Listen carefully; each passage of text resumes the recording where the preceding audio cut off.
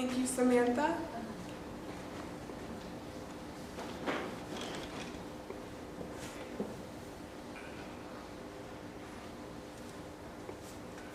Well, I got many comments from you all on the last presentation. We were learning about personalities and different types.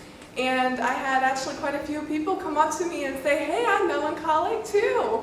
And so that was actually pretty neat to see all the responses and excitement about learning about our different personalities. I do want to make one small correction. I had mentioned that I had made biscuits on the Sabbath, and the biscuits were pre-made. I do support not cooking as much as possible and resting as much on the Sabbath as you can, and spending as much time with the Creator, your family, and friends as you can. So let us continue now with our personality studies. And today we're going to be talking about cholerics. Terry came up to me and said, oh, are you continuing on melancholies today? Because I saw the title was, I forget what the title is. Can you read that to me? Bossy leader. The bossy leader. Yes. And she said, you know, I'm bossy and I'm melancholic. And melancholies do have a bossy side of them. But the choleric is a natural, bossy, more stronger type person. They come across wrong sometimes because of their strong personality. I will say I am developing a more choleric side to me as I get older. I'm coming out of my melancholy shell and trying to speak up a little. And it's good and bad in some ways, as you'll learn. So Little Miss Bossy. Here's a neat graph I found online. Just to review, melancholies are more quiet, unsociable, they're pessimistic, and they get anxious real easily, like I'm anxious right now. They get moody, and cholerics, as you'll learn, are more optimistic on the opposite side. They like change, they can be aggressive, and sometimes restless. They get involved in work a little too easily. Their projects that they like to do, they can really get involved or take up their time with. So we're covering choleric today. We've covered melancholy, which is on YouTube. If you did miss it, you can find it in our YouTube website at the back of our bulletin. And Nicole will be covering the last two because these are her two personality sides, sanguine and phlegmatic, and she'll be covering those in a couple weeks. Again, stand in your God-given personality. Be no other person's shadow. This really speaks to my heart. You know, be your own person. God made you for a special reason, so be the person He made you to be. Expect that the Lord will work in and by and through you. Doesn't matter age either. Why study temperaments? Here's a couple more reasons that came to mind. Understanding temperament, your own and others, makes you much better equipped to handle interpersonal relationships successfully. Studying your own temperament helps you understand your strengths and weaknesses. You're going to want to excel in your strengths and maybe your weaknesses work on. And so it's important to understand both. And why you do some of the things you do. We have natural tendencies, and sometimes we think we're just a bad person for wanting to do such and such, but it could be part of your personality, so it's going to be a harder battle to fight. Understanding another's temperament can help you adapt to your communication to theirs, or at the least, understand why you have problems with them. Some people you can't communicate as well with because they have a different personality, is opposite of yours, and you can't just make that connection.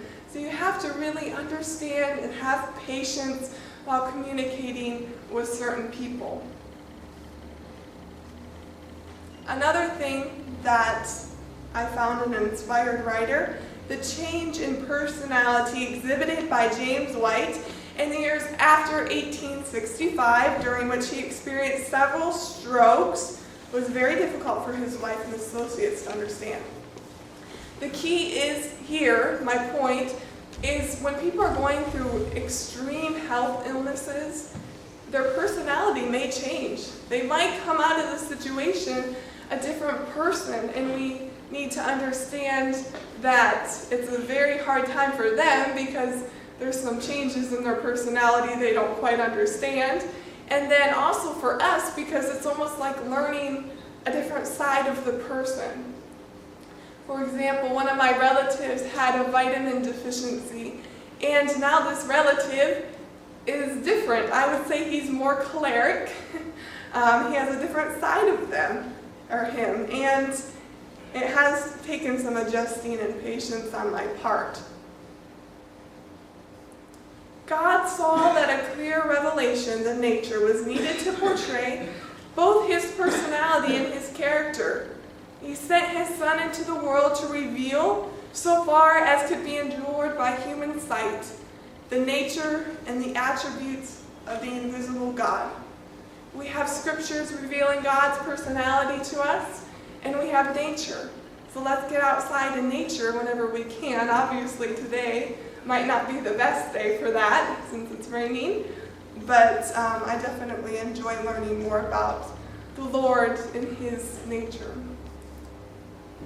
Some strengths, they are a born leader. You're going to see these children up front, very bold, and they're going to keep developing these characteristics as they get older. I would think maybe Amador is a little choleric. He has a bold side when he sings, and we all enjoy that. He is dynamic and active, or they are. They have a compulsive need for change. For example, I absolutely need change. And sometimes this bugs Nicole. Unfortunately, since we live together as roommates, she has this side of me known very well. She'll come home about every 3 months and I'll have the whole place reorganized. I'll have the couch where the shelf was, the bookshelf. I'll have the piano where the couch was. And sometimes she likes the changes, and sometimes it takes a little while to get used to them.